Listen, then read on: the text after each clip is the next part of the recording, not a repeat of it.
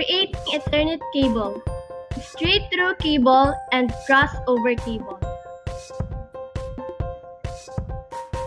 What is an Ethernet cable? Ethernet cable is one of the most common forms of network used on wired networks.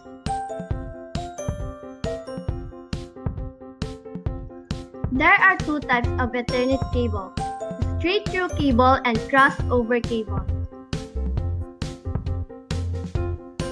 Straight-through cable is used in local area network to connect a PC to a network hub and router.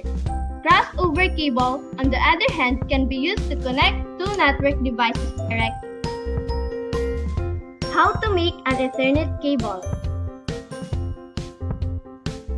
The following are the materials in making Ethernet cables. First, Ethernet cable category 5E standard wire for cabling. Second, RJ45 crimpable connectors.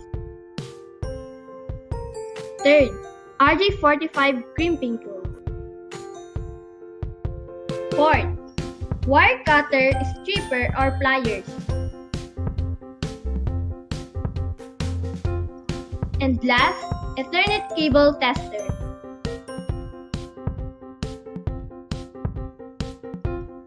What are the procedures in cable fabrication?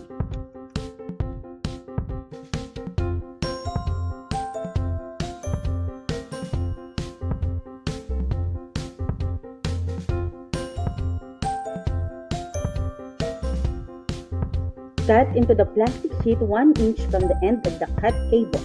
The crimping tool has